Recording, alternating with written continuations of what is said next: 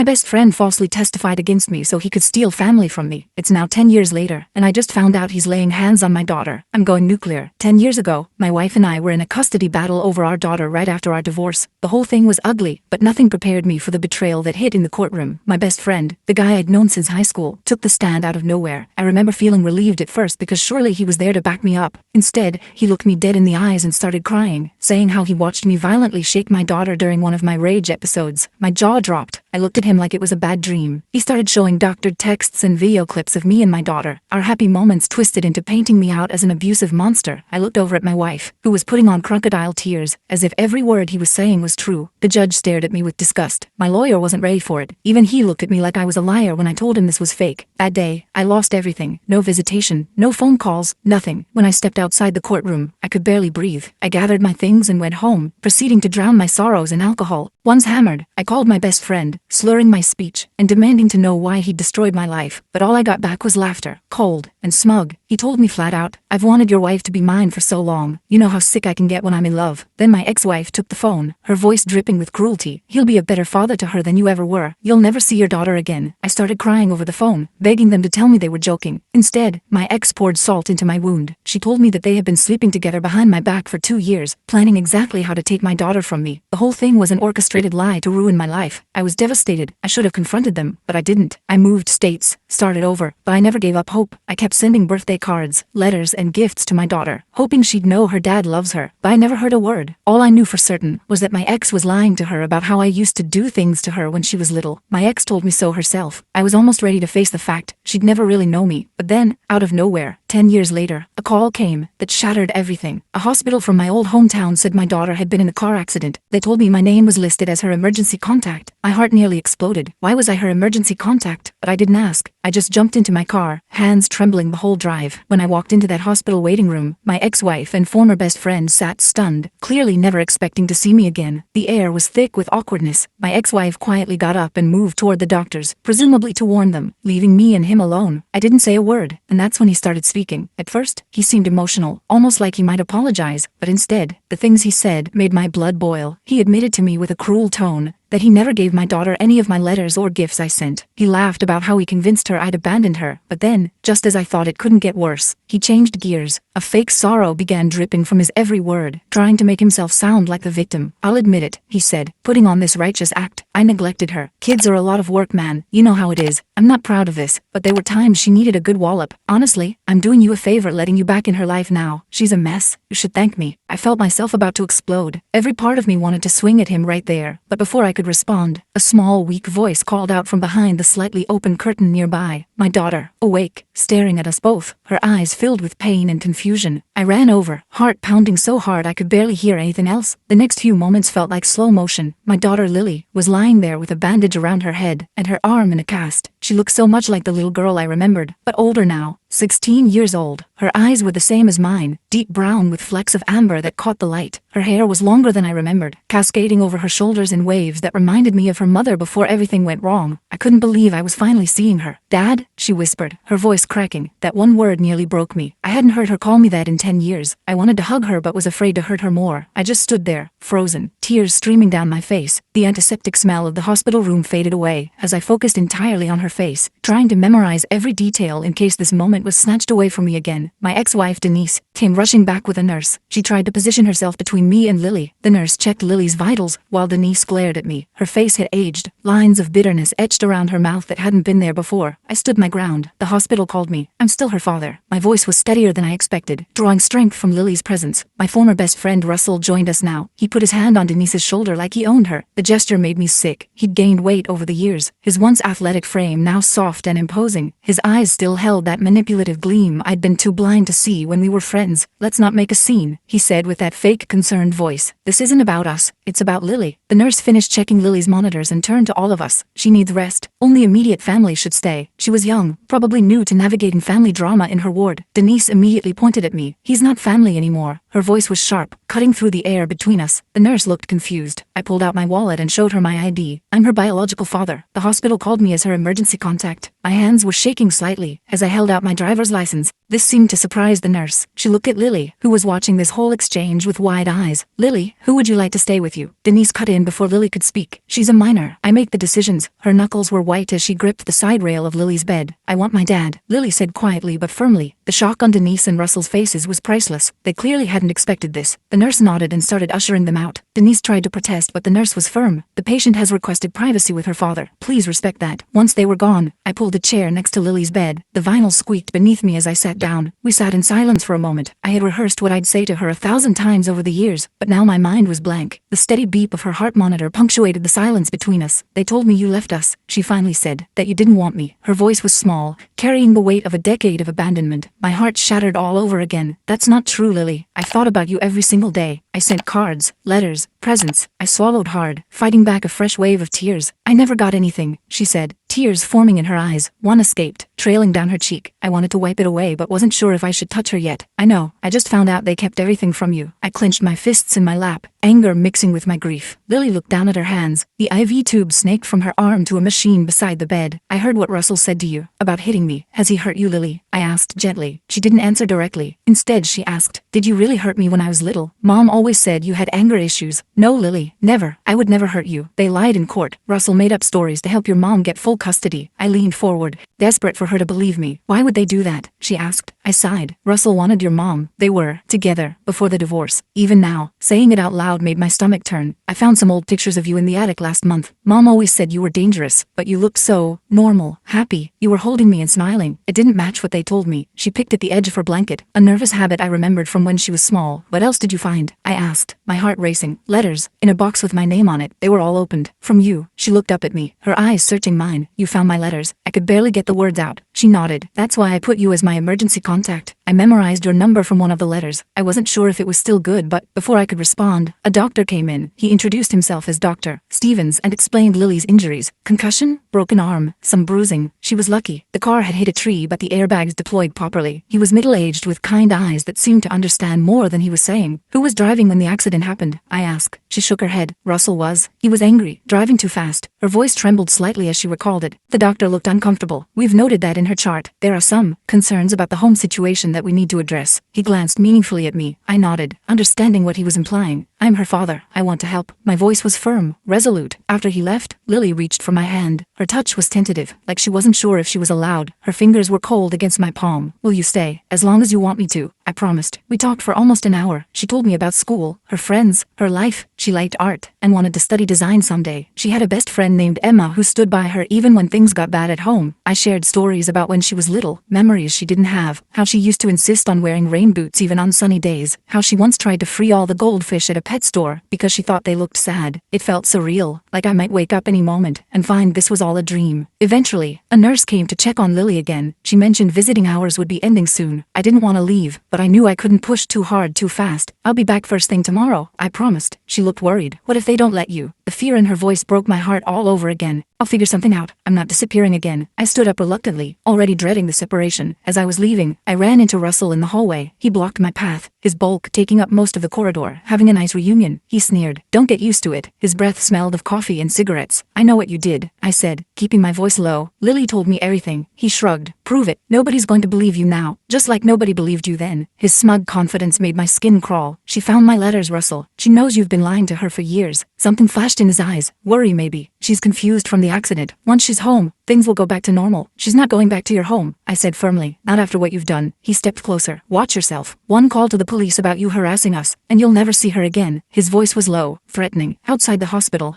I sat in my car for a long time. My mind was racing. I needed a plan. I couldn't lose Lily again, not now that she knew the truth. I called my old lawyer, left a message explaining the situation. Then I found a hotel nearby and checked in. That night, I could barely sleep. I kept thinking about Lily in that hospital bed, about what might happen when she was discharged. Would Denise and Russell take her home and cut me off again? Would they punish her for contacting me? The next morning, I was back at the hospital as soon as visiting hours started. To my relief, neither Denise nor Russell was there yet. Lily was awake, looking better than yesterday. Some color had returned to her cheeks, and she smiled when she saw me. You came back, she said, sounding surprised. Of course I did, I replied, sitting beside her bed. I promised, didn't I? We talked more, filling in the 10-year gap between us. She asked about where I lived now, my job, if I had a new family. I told her everything, how I'd never stopped thinking about her. After I found your letters, things got worse. Russell found out I was looking through the attic. He got really mad. She twisted the hospital bracelet around her wrist nervously. Did he hurt you? I asked, trying to keep my voice calm. She nodded slightly. He grabbed my arm really hard, left bruises. It wasn't the first time. She pulled up her sleeve, showing me fading yellowish marks on her upper arm. The doctors saw them yesterday. They asked a lot of questions. They're going to help us, Lily, I said. We'll make sure you're safe. They will, I assured her, though I wasn't certain myself. And I believe you. I'm not going anywhere this time. I sat with Lily for hours that day, only stepping out when the nurses came to check on her. Around noon,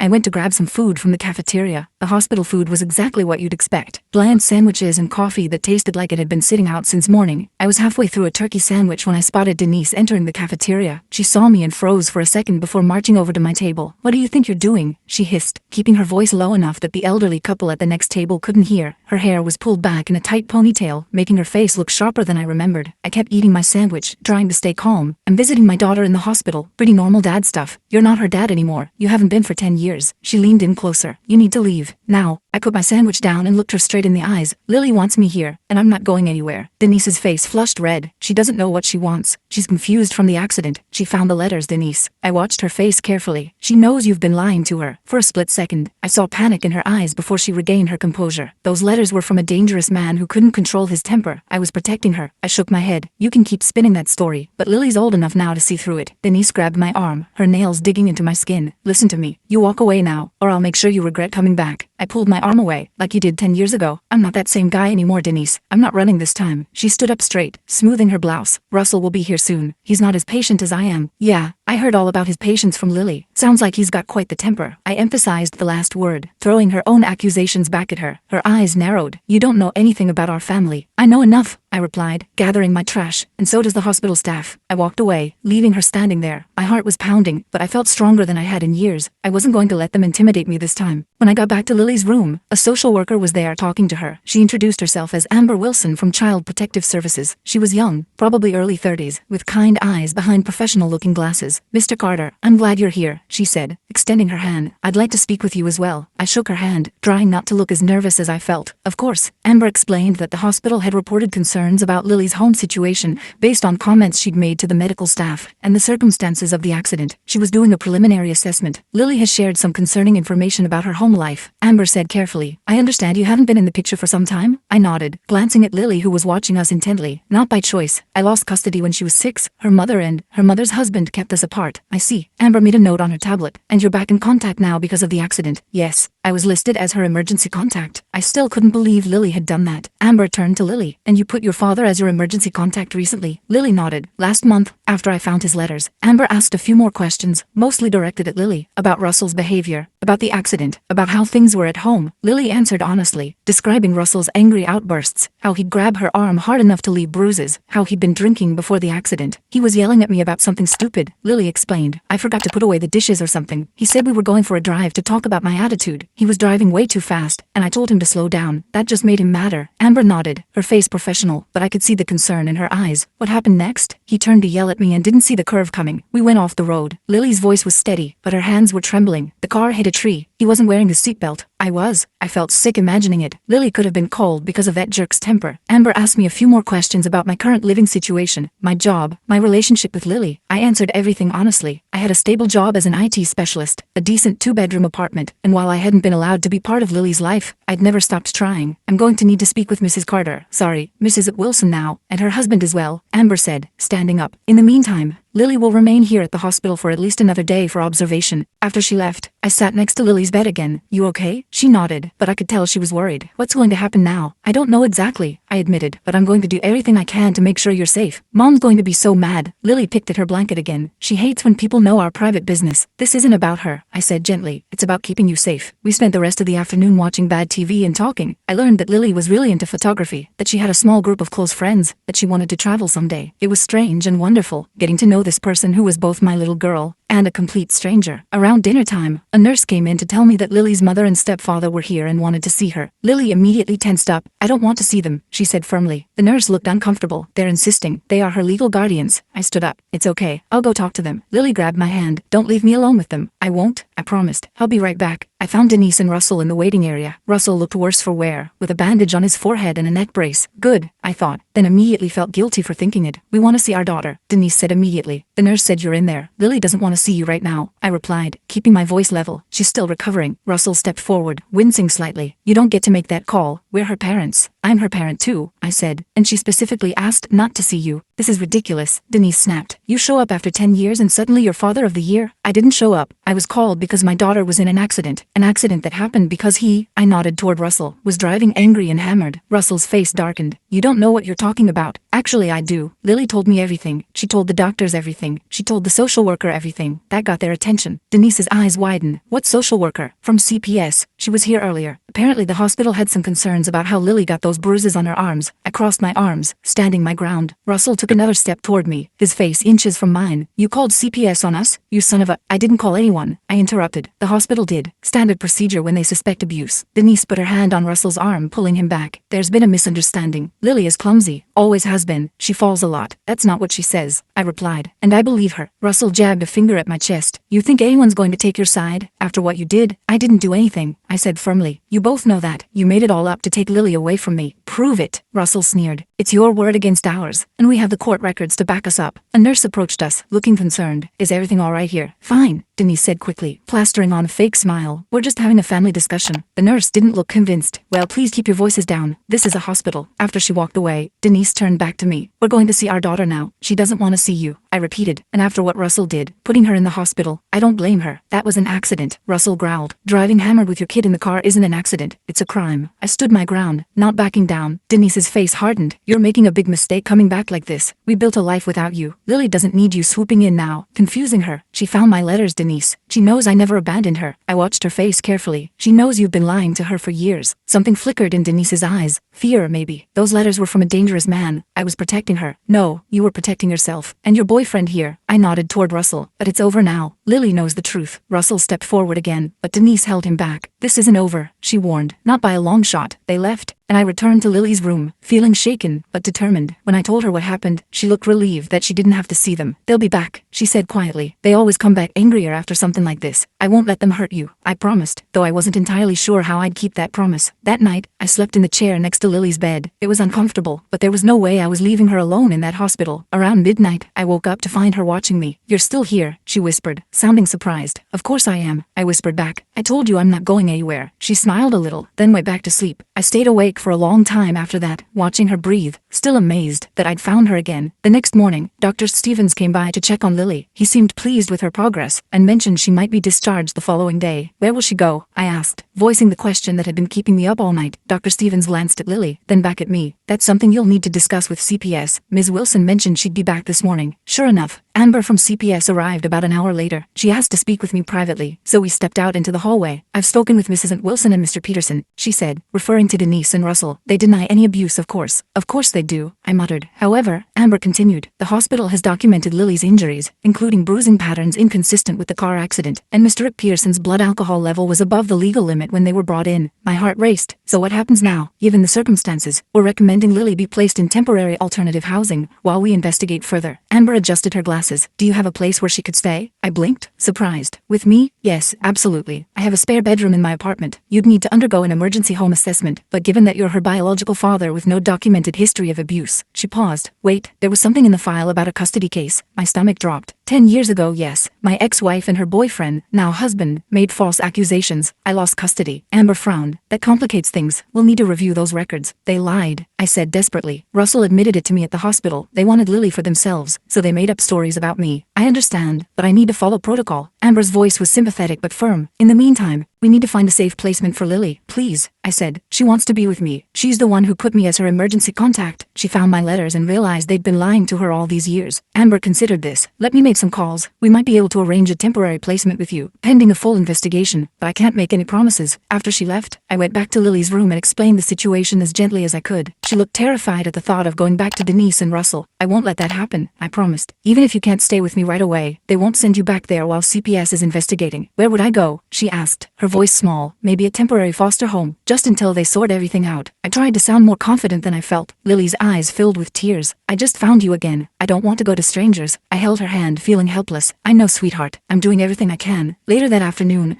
Amber returned with news. She'd spoken to her supervisor and reviewed the hospital reports. Given the circumstances, they were willing to place Lily with me temporarily while they investigated further. I'd need to submit to a background check and home assessment, but they could expedite the process. Really? Lily's face lit up for the first time since I'd arrived at the hospital. Amber nodded. It's not permanent yet. There will be follow-up visits and interviews. But for now, yes, you can stay with your father when you're discharged. I could have hugged her. Thank you. Thank you so much. After Amber left, Lily and I started making plans. I'd need to get some things for her room, figure out school arrangements, all the practical details I'd missed out on for 10 years. It was overwhelming, but in the best possible way. Our planning was interrupted when a nurse came in, looking uncomfortable. Mr. Carter, there's a police officer here who wants to speak with you. My heart sank. Had Denise and Russell called the police on me somehow? I followed the nurse out to find a uniformed officer waiting. He introduced himself as Officer Jenkins, a middle-aged man with a serious expression. I understand you're Lily Carter's father? He asked. I nodded, trying to stay calm. Yes, that's right. I need to ask you some questions about the accident and the events leading up to it. His tone was professional, giving nothing away. I explained that I hadn't been there, that I'd only arrived after being called as Lily's emergency contact. Officer Jenkins took notes, then asked about my relationship with Lily and her mother. We've been estranged for 10 years, I admitted. Her mother and stepfather kept us apart. And how did you feel about that? He asked, watching me carefully. Devastated, I answered honestly. I never wanted to lose my daughter. I've been trying to contact her for years. Officer Jenkins nodded. Mr. Peterson claims you've been harassing the family, that you showed up here making threats. I shook my head. That's not true. The hospital called me because Lily listed me as her emergency contact. I haven't had any contact with them in years. He says you threatened him in the waiting room yesterday. I didn't threaten anyone, I insisted. We had a conversation. It was tense, but there were no threats. Officer Jenkins made another note. Are you aware that Mr. Peterson is claiming you coached Lily to make false allegations against him? My blood boiled. That's ridiculous. I hadn't spoken to Lily in 10 years until I got here. She told the doctors about the abuse before I even arrived. I understand, Officer Jenkins said, his expression neutral. I'm just following up on the report. What report? I asked, suddenly worried. Mr. Peterson filed a complaint this morning. He's claiming you're trying to alienate his stepdaughter from him and his wife. Officer Jenkins closed his notebook. Given the circumstances, I'd advise you to be careful about making any accusations without evidence. The evidence is all over Lily's body, I said, trying to keep my voice steady, and in the hospital's blood test showing Russell was hammered when he crashed the car with my daughter in it. Officer Jenkins nodded. Those matters are being investigated separately. For now, I'm just giving you a heads up. This situation could get complicated. After he left, I leaned against the wall, trying to process what had just happened. Russell was trying to flip the script, painting me as the manipulative one. It was exactly what he'd done 10 years ago, and it had worked then. I went back to Lily's room, trying to hide my worry. She saw through it immediately. What's wrong? She asked. Was that about me? I sat down beside her. Russell filed a police report. He's claiming I'm manipulating you into making false accusations against him. Lily's face hardened. That's what he always does. Turns everything around so he's the victim. I know, I said. But this time we have evidence. The hospital records, the blood test, and you're old enough now that people will listen to you. I'm scared, she admitted. What if they make me go back? They won't, I promised, hoping I was right. CPS is on our side. The doctors are on our side. We just need to stick to the truth. That evening, Amber returned with more paperwork for me to fill out. She mentioned that Denise and Russell had been difficult during their interview, making accusations against me, and claiming Lily was making up stories for attention. It's not uncommon for abusers to deflect blame, Amber said matter-of-factly. We're proceeding with the temporary placement with you, but be prepared. They're not going to make this easy. I never expected them to, I replied, signing the last form, but I'm not backing down this time. The next morning, Dr. Stevens cleared Lily for discharge. Her arm was still in a cast, and she had some lingering bruises, but she was well enough to leave. A nurse brought in a wheelchair. Hospital policy for all discharged patients. Ready to go home? I asked, helping her gather the few things she had. Lily smiled. Home? That sounds nice. As I wheeled her toward the exit, I spotted Denise and Russell waiting near the hospital doors. My heart sank. Lily saw them too and grabbed my hand. Don't let them take me, she whispered. I won't, I promised. Continuing forward, Denise stepped in front of the wheelchair, blocking our path. Where do you think you're going with our daughter? I'm taking Lily home, I said firmly. CPS has approved a temporary placement with me. Russell moved beside Denise, his face red with anger. Like hell they have. She's coming home with us. A security guard noticed the confrontation and started walking over. I was grateful for the backup. It's been arranged, I said calmly. You can take it up with CPS if you have concerns. This is kidnapping, Denise hissed. You can't just take her. It's not kidnapping, I replied. It's a legal placement approved by Child Protective Services. Now please move aside. The security guard reached us. Is there a problem here? This man is trying to take my daughter, Denise said immediately, putting on her victim voice. I pulled out the paperwork Amber had given me. I have temporary custody through CPS. My daughter is being discharged into my care. The security guard looked over the paperwork, then nodded. Everything seems in order. Ma'am, sir,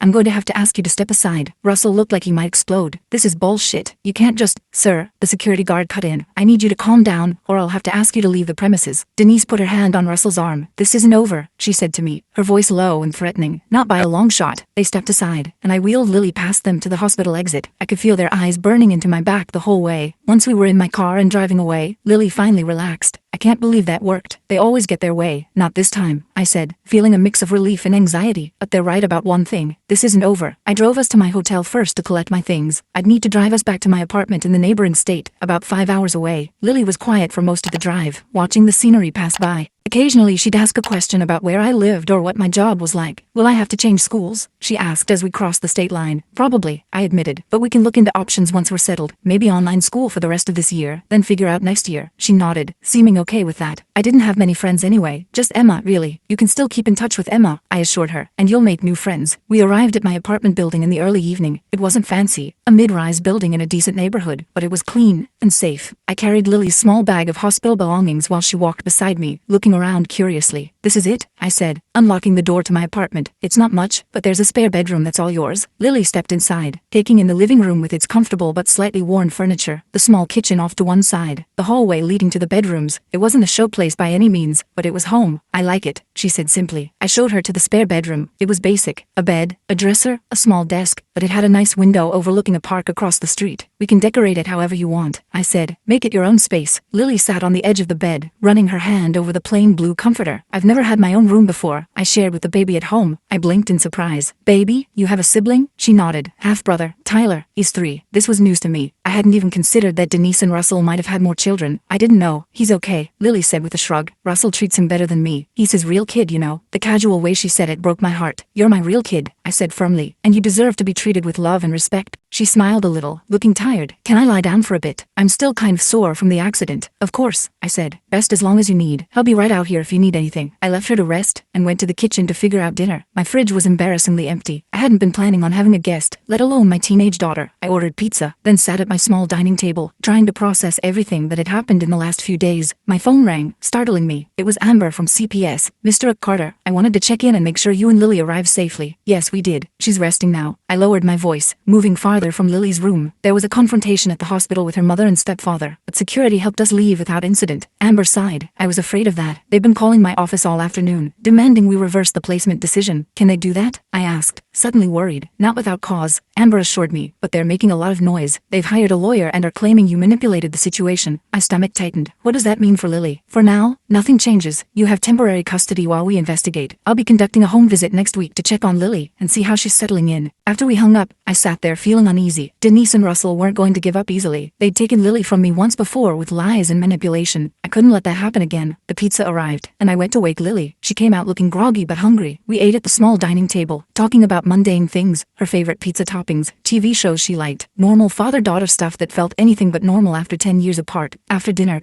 Lily helped me clean up, moving around the kitchen like she was trying to memorize where everything went. It struck me that she might be worried this was temporary, that she'd be sent back to Denise and Russell. You know, I said casually, we should make a list of things you need. Clothes, school supplies, whatever would make you feel more at home here. She looked up, surprised. You think I'll be here that long? I hope so, I said honestly. I'm going to do everything I can to make that happen. She nodded, but I could tell she was afraid to hope too much. Can I take a shower? I still feel gross from the hospital. Of course, let me show you how the shower works. It's a little tricky. After I showed her the bathroom and gave her a clean towel, I went back to the living room and called my lawyer. I'd left him a message the day before but hadn't heard back. This time he answered. Mike, it's been a long time, he said, sounding surprised. What's this about your daughter? I explained everything. Lily's accident, the abuse allegations against Russell, the temporary custody arrangement. Stephen listened without interrupting, then let out a low whistle. That's quite a situation. And you're sure the abuse allegations are legitimate? Absolutely, I said firmly. The hospital documented bruising consistent with abuse, not just from the accident, and Russell was hammered when he crashed the car with Lily in it. That helps, Stephen said, but be prepared. If they fought this dirty 10 years ago, they'll do it again. They might try to use the old custody ruling against you. Can they do do that? It was based on lies. It's still a legal precedent, Stephen warned. We'd need to prove those allegations were false, which isn't easy after all this time. I thought about what Lily had told me, about finding my letters. Lily found evidence that they've been hiding my communications from her. She knows they lied about me abandoning her. That's helpful, but not definitive proof of the other allegations being false. Stephen paused. What we need is for Russell to slip up, to admit what they did. I remembered Russell's smug face at the hospital, how he bragged about keeping my letters from Lily. He's arrogant. He might, if pushed. Don't do anything stupid, Stephen warned. Let me handle the legal side. I'll file for permanent custody based on the abuse allegations and the CPS placement. In the meantime, focus on taking care of Lily and documenting everything. After we hung up, I sat there thinking about what Stephen had said. We needed proof that Denise and Russell had lied 10 years ago, but how could I get that after all this time? Lily came out of the bathroom, her hair wet, and wearing the same clothes she'd had at the hospital. I made a mental note to take her shopping as soon as possible. Feel better? I asked. She nodded, sitting next to me on the couch. What happens now? Now we take it one day at a time, I said. Tomorrow we'll go shopping, get you some clothes and things for your room. We'll need to figure out school eventually, but that can wait a bit. What about Mom and Russell? She asked, her voice small. They won't just let me stay here. No, they probably won't, I admitted. But we have the law on our side this time, and the truth. She leaned against my shoulder, a gesture so natural and yet so surprising after all these years apart. I'm glad I found your letters. Me too, sweetheart, I said, my throat tight with emotion. Me too. The next few days fell into a strange new routine. We went shopping for clothes and school supplies. I called my boss and explained the situation, arranging to work remotely for a while. Lily and I spent hours just talking, filling in the gaps of the past 10 years. She told me more about life with Denise and Russell, how Russell's temper would flare over the smallest things, how Denise would make excuses for him, telling Lily she needed to try harder not to provoke him, how they'd tell her I was dangerous, that I didn't want her, that I'd hurt her when she was little. I believed them for a long time, she admitted one evening as we sat on the balcony watching the sunset. But things didn't add up. I had these memories of you that didn't match what they said, like how you used to read to me every night, or how you'd let me stand on your feet to dance. I smiled at the memory. You loved that. You called it daddy dancing. She nodded. I remembered that. And other stuff too. Good stuff. It didn't make sense with what they told me. That's why you went looking in the attic? Yeah. Mom keeps all the important papers up there. I thought maybe there'd be something about you. She twisted a strand of hair around her finger. I found this box with my name on it. It had all these letters and cards. Birthday cards, Christmas cards, letters telling me you loved me and missed me. My heart ached thinking about all those messages that never reached her. I sent something every month. For 10 years. I know. They were all there. Organized by date. She looked at me, her eyes sad. Why would they keep them if they weren't going to give them to me? Control, I said simply. They wanted to control the narrative about me. If you'd gotten those letters, you might have questioned their story, which is exactly what happened when I found them, she said with a small, defiant smile. The doorbell rang, interrupting our conversation. I checked the peephole and saw Amber from CPS standing there with another woman I didn't recognize. Mr. Carter, Amber said when I opened the door. Sorry for the unannounced visit. This is my supervisor, Beverly Thompson. We need to conduct an initial home assessment. I invited them in, calling for Lily to join us. The assessment was thorough, but not invasive. They checked Lily's room, the bathroom, the kitchen. They asked about meals, school plans, house rules. Beverly asked Lily several questions about how she was feeling, if she felt safe, if she had everything she needed. I feel safe here, Lily said firmly. For the first time in a long time. Beverly nodded, making notes. And how are you recovering from your injuries? Lily showed her the cast on her arm. It itches, but otherwise okay. The headaches are mostly gone now. After about an hour they seemed satisfied. Amber pulled me aside while Beverly finished talking with Lily. Everything looks good, she said quietly. But I should warn you, Mrs. Wilson and Mr. Peterson have filed a formal complaint. They're claiming you've manipulated Lily and CPS into this arrangement. My stomach tightened. That's ridiculous. I know, Amber said, but they're pushing hard. They've hired a lawyer and are demanding Lily be returned to them immediately. What does that mean for us? I asked, glancing at Lily who was showing Beverly a drawing she'd made. For now, nothing changes. You still have temporary custody, but there will be a hearing next week to review the placement. Amber looked sympathetic. You should hire a lawyer if you haven't already. I have, I assured her. He's filing for permanent custody. After they left, I explained the situation to Lily as gently as I could. She took it better than I expected, but I could see the fear in her eyes. They won't win, I promised. Not this time. That night, as I was getting ready for bed, my phone rang. Unknown number. I almost didn't answer, but something told me I should. Hello? Is this Mike? A young woman's voice, vaguely familiar. Yes. Who's this? It's Emma, Lily's friend. She sounded nervous. She gave me your number. I hope that's okay. Of course, I said, surprised. Is everything all right? Not really, Emma said. Mrs. Wilson and Mr. Peterson came to my house today. They were asking all these questions about Lily, trying to get me to say she made up stuff about Mr. Peterson. My blood ran cold. What did you tell them? The truth, Emma said firmly. That Lily showed me the bruises, that she was scared of him, that she cried when she told me about how he grabbed her and shook her. Thank you for being honest. I said, genuinely grateful. That couldn't have been easy. They were super mad, Emma continued. Mr. Peterson started yelling at me, saying I was a liar. My mom kicked them out. I'm sorry you had to deal with that, I said, but I appreciate you telling me. There's something else, Emma said, her voice dropping lower. After they left, I remembered something. Lily gave me some stuff to keep for her a few months ago. Letters and pictures. She was afraid her stepdad would find them and get mad. My heart raced. What kind of letters and pictures? Your letters, Emma said. The ones she found in the attic, and some pictures of you and her when she was little. She wanted them safe. This could be exactly what we needed. Proof that Lily had found the letters before the accident, before she ever contacted me. Evidence that she'd been telling the truth about Russell. Emma, those letters could be really important, I said carefully. Would you be willing to give them to my lawyer? Yeah, of course, Emma replied without hesitation. Lily's my best friend. I want to help her. We arranged for Stephen to contact Emma's mother the next day. After we hung up, I sat on the edge of my bed, feeling a glimmer of hope for the first time in days. Maybe we had a chance after all. The next morning, I called Stephen and told him about Emma and the letters. He agreed it could be crucial evidence, and promised to follow up immediately. This is good, he said. If we can prove Lily found those letters before the accident, before she ever contacted you, it supports her credibility. And if she has pictures of the bruises Russell gave her, even better. What about the hearing next week? I asked. Should Lily be there? Probably not for the whole thing, Stephen advised, but the judge might want to speak with her privately. We'll prepare her for that possibility. After I hung up, I found Lily in the kitchen making toast. She looked up when I came in, immediately picking up on my mood. What's wrong? She asked. Nothing's wrong, I assured her. Actually, something might be right for once. Emma called me last night. Lily's eyes widened. She did? What did she say? I told her about the conversation, about Emma's willingness to help. She mentioned you gave her some of my letters and pictures to keep safe. Lily nodded. After I found them in the attic, Russell almost caught me looking through them once, so I took the most important ones to Emma's house. That was smart thinking, I said. Those letters could help us prove you're telling the truth about everything. For the first time since the accident, Lily smiled a real, hopeful smile. Really? Really? I confirmed. Our lawyer is contacting Emma's mom today to get them. We spent the rest of the day making plans. I enrolled Lily in online classes to finish out the school year. We picked out paint colors for her bedroom. Small, normal things that felt revolutionary after everything we'd been through. That evening, Stephen called with an update. He'd spoken with Emma's mother, who was fully supportive, and had already gathered the letters and pictures Lily had left with them. He arranged to pick them up the next day. There's something else, Stephen added. Emma told her mother about other incidents she witnessed. Times when Russell was aggressive with Lily. She's willing to provide a statement. That's incredible, I said, relief washing over me. Will it be enough? It's a strong start, Stephen said cautiously, but be prepared. Denise and Russell aren't going to back down easily. He was right about that. The very next day, a process server showed up at my door with papers. Denise and Russell were suing for emergency custody, claiming I had manipulated Lily into making false accusations against them. The allegations were ridiculous, that I'd brainwashed Lily during our phone conversations before the accident, conversations that never happened, that I'd coached her to lie to the doctors and CPS, that I was an unstable parent with a history of violence, citing the old custody case. I called Stephen immediately, my hands shaking with anger as I read through the papers.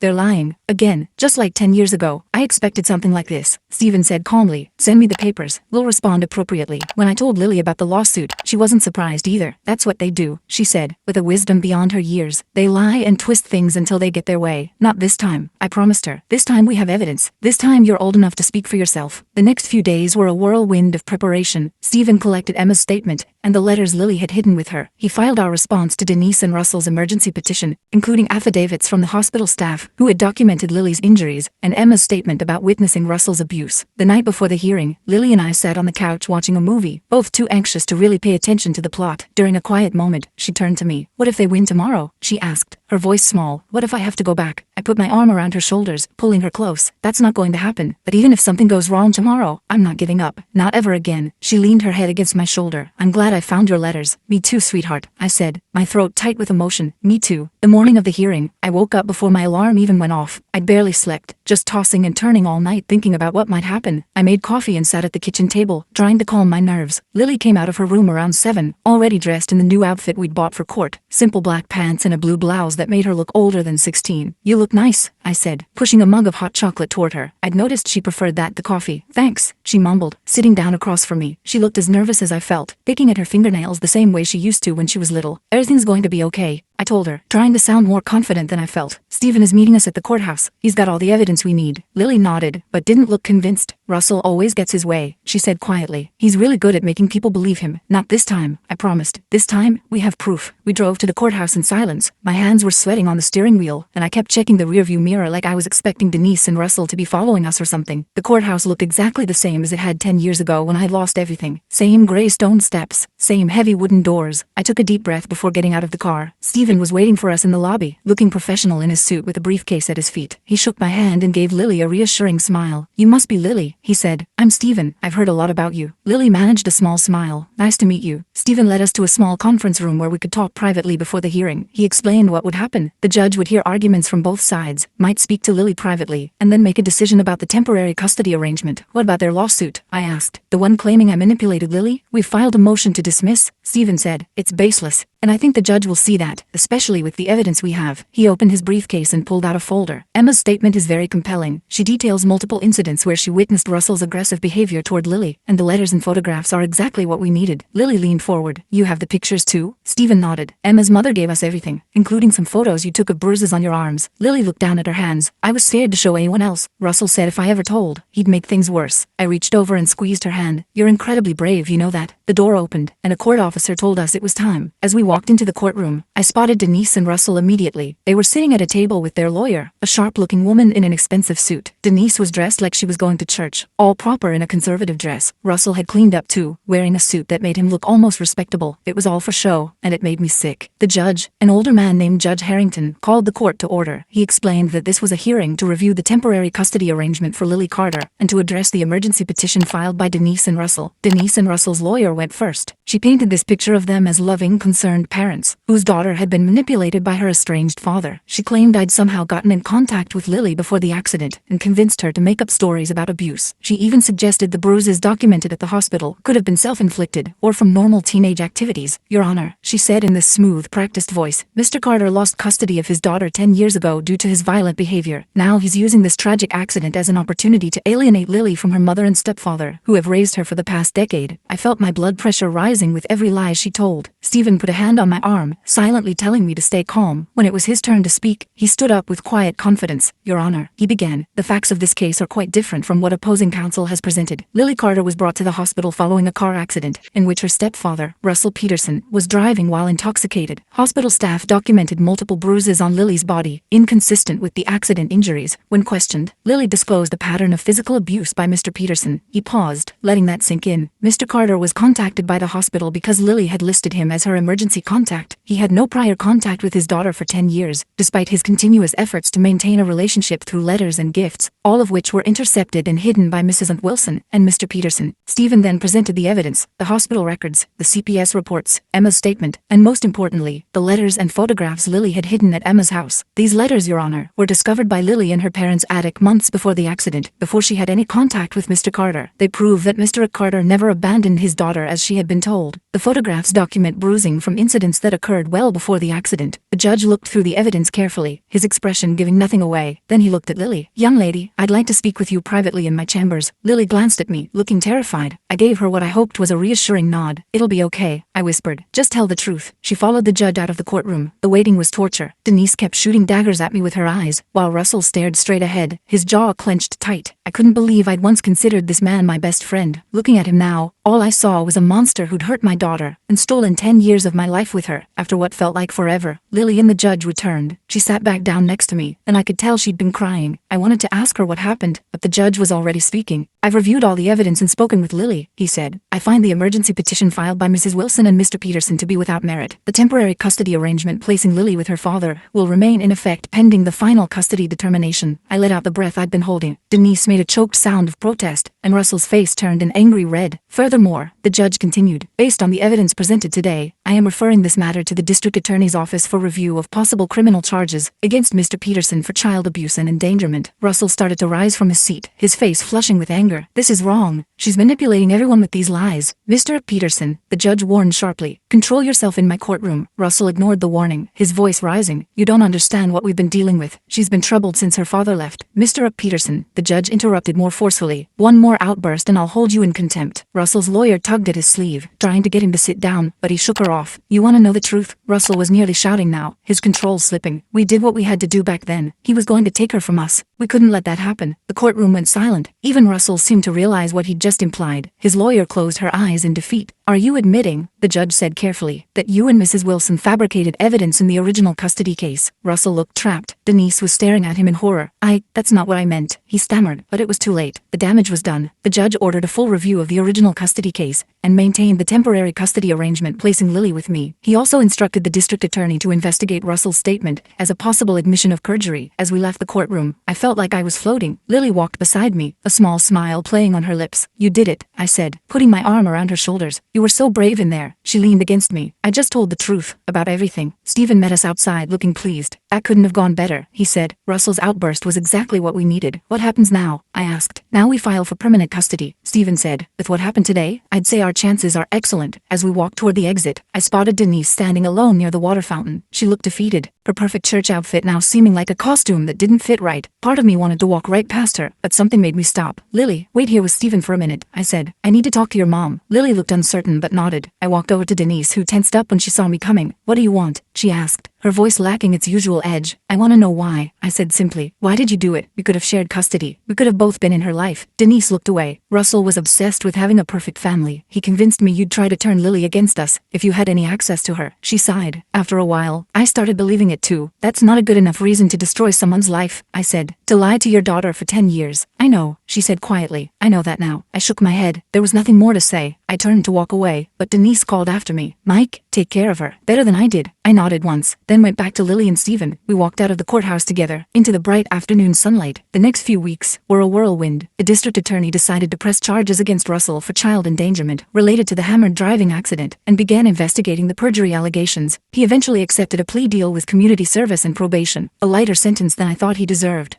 but one that acknowledged his wrongdoing. Denise filed for divorce, finally seeing Russell for what he was. She didn't contest my petition for permanent custody of Lily, which surprised me. Lily settled into life with me more each day. We painted her room the soft green color she'd picked out. She started online classes to finish the school year, and was doing well. Emma came to visit one weekend, the two girls staying up late giggling and talking like normal teenagers. It was music to my ears. One evening about a month after the hearing, Lily and I were making dinner together. She was chopping vegetables while I worked on the sauce, moving around each other in the small kitchen like we'd been doing it for years instead of weeks. "Dad," she said, not looking up from the cutting board, "can I ask you something?" "Anything," I said, stirring the sauce. "Are you mad at Mom for what she did?" I paused, thinking about it. I was, for a long time, but now, I'm just sad about all the time we lost. Lily nodded, still focused on her chopping. "She called me yesterday." This surprised me. "Oh, what did she say?" "She apologized for lying to me about you, for staying with Russell even when she knew he was hurting me." Lily set down the knife and looked at me. She was crying. "How do you feel about that?" I asked carefully. Lily shrugged. "I don't know. Part of me is still really angry, but another part wants to forgive her." I suggested. "Maybe." Eventually, she picked up the knife and resumed chopping. "Is that okay?" "Of course it is," I said. "She's still your mom, and people make mistakes, even really big ones, like Russell." I shook my head. "What Russell did wasn't a mistake. It was deliberate cruelty. There's a difference." Lily seemed to accept this. We finished making dinner and ate at the small table, talking about normal things, her classes, my work, a movie we wanted to see that weekend. After dinner, we cleaned up together, then settled on the couch to watch TV. As some sitcom played in the background, Lily leaned her head against my shoulder. "I'm glad I found your letters," she said, for probably the 100th time since she'd come to live with me. "Me too, kiddo," I replied, putting my arm around her. "Me too." 2 months later, the judge made his final ruling. I was granted permanent custody of Lily. Denise was given visitation rights, which Lily decided she wanted to try, starting with supervised visits. Russell pled guilty to child endangerment and driving under the influence, receiving a suspended sentence and probation. The abuse investigation was ongoing, but with Lily safe with me, it wasn't our primary concern anymore. We celebrated the custody decision with a small party. Just me, Lily, Emma and her mom, and a few of my friends from work, who had been supportive throughout the whole ordeal. I ordered pizza and bought a cake that said, "Finally home" on it, which made Lily roll her eyes, but I caught her taking a picture of it when she thought I wasn't looking. Later that night, after everyone had gone home and Lily was in her room texting with Emma, I sat on the balcony looking at the stars. My phone buzzed with a text from Stephen. "Congratulations again, you did it." But I knew the truth. I hadn't done it. Lily had. Her courage in finding those letters, in putting me as her emergency contact, in telling the truth about Russell, that's what had changed everything. My phone buzzed again with another text, this time from Lily, even though she was just in the other room. "Thanks for not giving up on me." I smiled and texted back, "Never did, never will." A week later, Lily and I drove back to our old hometown. She wanted to get the rest of her things from Denise's house, and I'd promised to take her. It was strange being back, driving past familiar landmarks that now seemed to belong to another life. Denise's house. The house that used to be mine too looked smaller than I remembered. The front yard was overgrown, the flower beds I used to maintain now full of weeds. Denise met us at the door, looking tired but sober. Russell was long gone, moved out after the divorce filing. Lily's room is upstairs, she told me awkwardly. Same as always. I nodded. Thanks. Lily went up to pack her things while Denise and I stood in uncomfortable silence in the living room. The house was quiet without Russell's domineering presence. I'm sorry, Denise said suddenly, for everything, for lying in court, for keeping her from you, for staying with him even when I knew. She trailed off, tears in her eyes. I didn't say it was okay, because it wasn't, but I nodded, acknowledging her apology. What about Tyler? I asked, remembering Lily's half-brother. He's with my mother today, Denise said. He asks about Lily a lot, misses her. She could visit him sometimes. I offered, if you want. Denise looked surprised, then grateful. I'd like that. He would too. When Lily came down with her bags, the three of us stood there awkwardly for a moment. Then Denise hugged Lily, a quick, uncertain embrace that Lily returned stiffly. I'll call you about visiting Tyler, Denise said as we were leaving. Lily nodded. Okay. In the car, Lily was quiet, looking out the window at the neighborhood where she'd grown up. I didn't push her to talk, letting her process everything in her own time. Finally, as we hit the highway heading home, she spoke. It feels weird, leaving. I know, I said. It's okay to have mixed feelings. She nodded. I'm glad we're going home though. Our home. Me too, I said, feeling a warmth spread through my chest at her words. 6 months later, life had settled into a new normal. Lily started at her new high school and was doing well. She'd made a few friends and joined the photography club. She visited Denise and Tyler once a month, short visits that were slowly getting less awkward. Russell was out of the picture entirely, serving time for violating his probation. One evening, I came home from work to find Lily at the dining table, surrounded by papers and photos. What's all this? I asked, setting down my laptop bag. I'm making a timeline, she explained, for my photography project. It's about memory and perspective. I looked closer and saw she was arranging photographs chronologically. Baby pictures, toddler years, elementary school. There was a big gap, and then recent photos from the last 6 months with me. I like it, I said. But what's with the gap? Lily smiled. That's the point, the missing years. But look, she pointed to the edge of the table where she'd placed the letters I'd sent over the years, along with the few photographs she'd managed to save at Emma's house. They're not really missing, just hidden for a while. I felt a lump in my throat. That's